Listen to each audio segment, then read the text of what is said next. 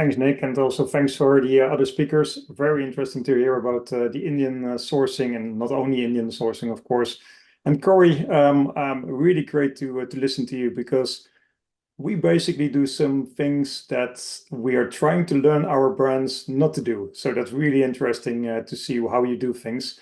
And I would say there is quite a match to what we do, but it's simply a different business model. So I will share my screen. So let me check the correct screen. Here we are. And share. So since you have been listening to already two nice speakers, I will try to keep things in the 10 minutes.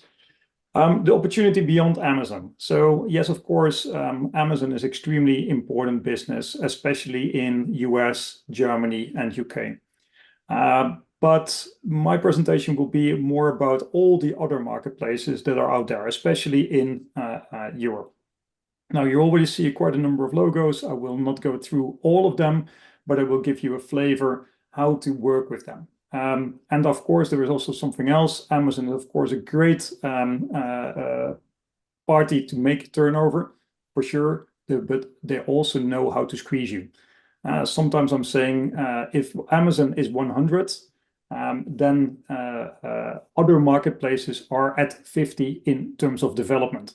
So Amazon is leading the pack, not only in turnover, but also making you as a seller a difficult time.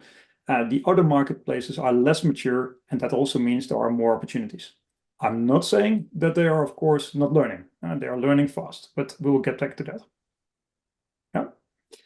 So, but who am I? Well, that nice, friendly guy that is on that picture is Bob. Bob Boekema, if you try to pronounce my name, but that's not the most important element.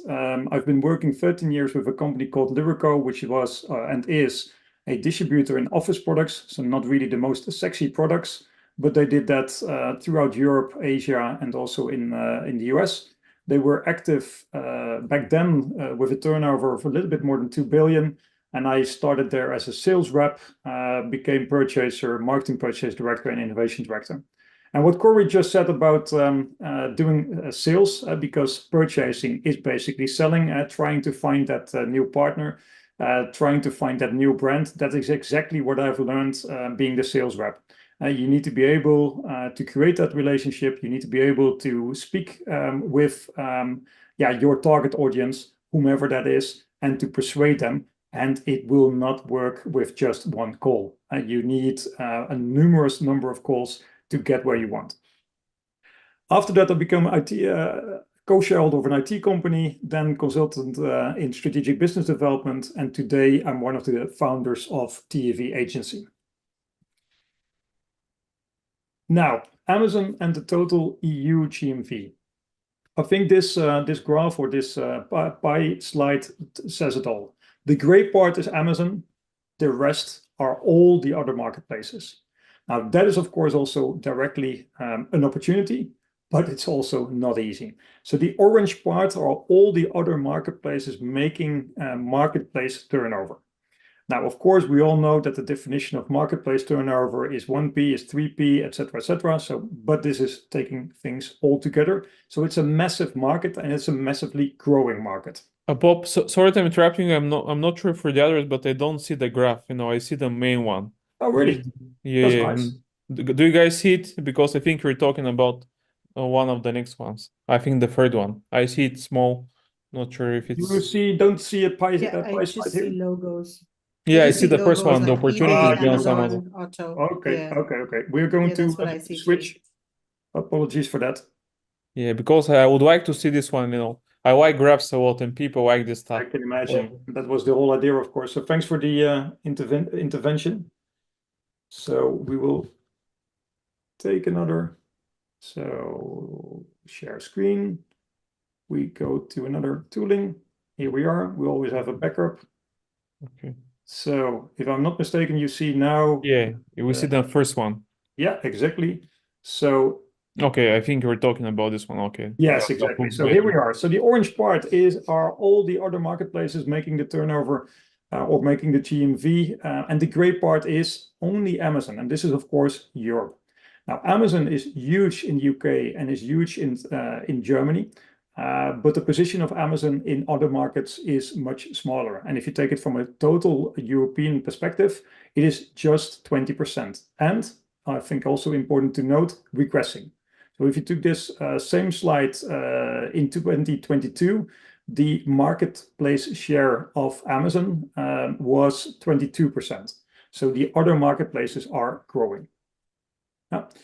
Now, if you take that worldwide, of course, Amazon is huge. I don't have to tell you, it's of course still one of the main marketplaces that you need to understand to make your business. So I'm not telling you here that Amazon is not important. I'm just telling you here that if you crack the nut to work with all the other marketplaces in Europe, you are basically winning 80% of the other part of the market. Now, just a couple of examples. Allegro, this is a Polish marketplace. They're doing 12.8 billion. Then you were saying, yeah, but Bob, the previous slide told me that Amazon is doing 700 billion. Yes, that's true, but 700 billion in multiple countries. Allegro is basically for 90% only active in Poland. So this is clearly the market leader in Poland. So if you want to crack the nut of the Polish market, you need to work with Allegro. Similar but smaller is bol.com. It's a Dutch marketplace. I'm from Holland. Bol.com is active in the Netherlands and is active in Belgium. And they are by far the number one. If you take the Amazon figures, and of course, we don't have exact figures per country, but we have quite some estimations. In Holland, Amazon is doing a little bit less than 1 billion. So simply put, bol.com is 5 to 6 times bigger than Amazon in the Dutch market. So that is quite a difference. Another one to mention, Cdiscount in France, 2.4 billion. The market in France is way more fragmented. So there are quite a number of French marketplaces active, generic ones, electronic ones, but also in do-it-yourself. So there you can find easily 10 different marketplaces beyond the common names, Amazon, eBay, and then the number one would be Cdiscount, Fnac, Darty, and I can continue. And one that is not yet live, or at least we haven't heard this officially, is Tesco. Tesco is about to launch for the second time their marketplace in the UK, and they will utilize their existing webshop. The webshop in the UK, so Tesco is purely active in the UK, in the European market. Their webshop is doing 1.2 million weekly shoppers already. So you can imagine that if they craft their marketplace smartly, they can utilize the 1.2 million buyers. And this could be, not today, not tomorrow, become a nice competitor in the UK market for the eBays and the Amazons. So those are 4 marketplaces to watch. But okay, these are only 4. Now, the next slide, other key marketplaces. And this is just an overview. It's just an overview of the marketplaces that my company, TFE.Agency, are currently active with. So these marketplaces are connected to our systems. And just for your understanding, we have another 10 marketplaces currently on our roadmap.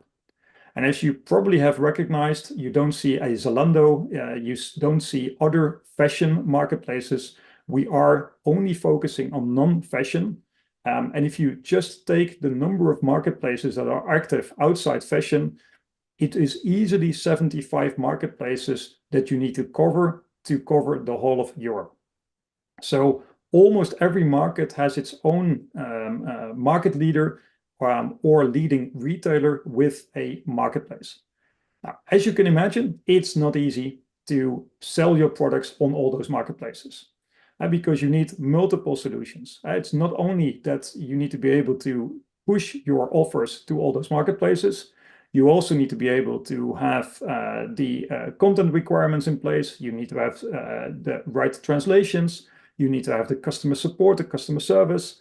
And let's not forget a company like HelloTax, which we are using as well to make sure that you are also VAT compliant.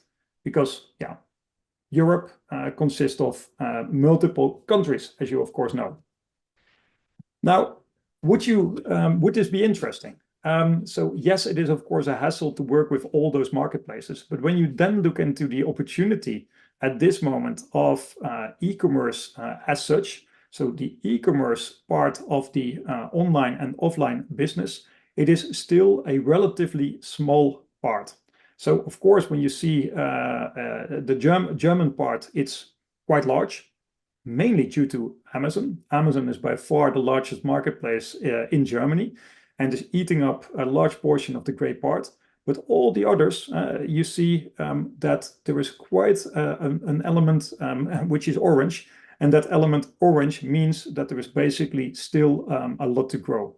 And that is also what you see in almost all the markets, e-commerce, and because of that also marketplaces are growing in terms of share between offline and online sales. Now, simply put, the more the south you go, the more opportunity there is, or to say it differently, there is clearly a growth of online sales being made in countries like Italy, Spain, etc. Now, what does it take? Now, I already mentioned a couple of elements, but to make it very simple, you need fulfillment, you need administration, you need technology to do things at scale, you do need customer service, and you need content. Now, what do we do as TFE.Agency? We help brands to be active on marketplaces, either via their own accounts, so then we manage their accounts and we bring them to all of those marketplaces, or we are actually the seller on their behalf. So it's basically almost competing with what Corey does, but I already made some notes, so I will reach out to Corey to speak further, because what we do is we do it basically on behalf and as part of the strategy of the brand. But we also see that a lot of brands simply don't understand the opportunity of those marketplaces. So we can teach them and we can educate them, but sometimes it's better just to be the dealer. And then all of a sudden we are in Corey's arena. We help brands to sell on those marketplaces, and we start basically to educate them. To educate them, what does it take? To educate them why it is important to be active with marketplaces. Then second, we start with the onboarding, which is often a technical part, so that our systems can connect to their warehousing or with the chosen fulfillment solution. Because often the brands do not have any dropshipment capabilities, so we will help them to find the right dropshipment partner. We connect and we make sure that we can drop ship in the region that is required. We do this all via our own technology. So we have created a marketplace management tooling, and this marketplace management tooling is basically the backend of any web shop system, but then on steroids. Because you can imagine that if you want to connect to over, at this time, 40 marketplaces, so we are connected to over 40 marketplaces in 8 countries, yeah, this requires the right technological setup. Because you all want to do this at scale. Margins are not really great. You need to make sure that you have the touch points you have are as efficient as possible, so that all the elements are managed correctly. Now, this is what we do at scale. Now, this also means that we can do it also for small brands and for large brands. So the largest brand that we work for, the largest company we work for, is doing over 2 billion in sales. The smallest company is a olive oil company coming from Greece, and the family is just making great olive oil. So we work for small companies, we work for large companies, and we can do this because we have our technology platform in place. With regards to customer service, we have made sure that we have this in-house, so we are not outsourcing this. Why? Because we want to make sure that we can reach the quality scores that the marketplaces demand. You need to be able to answer within 8 to 24 hours, which we do. And in most cases, of course, you also need to have the ability to speak in the right language. Although, of course, there are all kinds of tools out there which you can use, but that's something we can speak of and I can help you with. In terms of content, yes, we use AI, but native speakers are always better. Because there are always keywords or always terminology that you would like to have translated. So that means that we have Swedish speakers, we have Spanish speakers, we have Italian speakers. and basically for every country we're covered. The next country that we want to open is Poland. So yeah, if you know any Polish speakers, I'm open to that. So the services we provide, and this is a very simple overview, is from strategy to consultancy up to finance and legal. And yes, we don't do everything ourselves. We work with partners because we truly believe you can't be a specialist in everything. We are a consultative selling technology solution. So we need solutions like HelloTax to make sure that we have the VAT in place. We need to make sure that we have the right dropshipment partners so that they can work at scale, because this is something that is quite capital intensive. So you need to find the right dropshipment partners per region. These are the services we offer, but we also believe that all of these elements, so the 8 elements that I show you here, are also the ones that you need as a brand to start selling on European marketplaces. Without a plan, without the right strategy, it doesn't make sense. Without the right technology stack, it doesn't make sense. If you can't do drop shipment, and that of course also with the correct lead times with low cost, it doesn't make sense. And naturally, you need to be able to do the support. Advertising, although most marketplaces are still, or I should say retail media, the advertising retail media part is still young. You are very familiar with Amazon and with other platforms, but the most marketplaces at this moment in Europe do not offer advertising solutions. But if you want to propel your products and they do offer it, then of course you need to be able to do the advertising as well. Now, without reporting, you're basically blind. And of course, content is one of the key elements to make sure that the base is there to sell your products. Lastly, yes, Spanish VAT is not easy. Polish VAT is even worse. So good luck with that. And it's not only the VAT part, it's also the compliancy.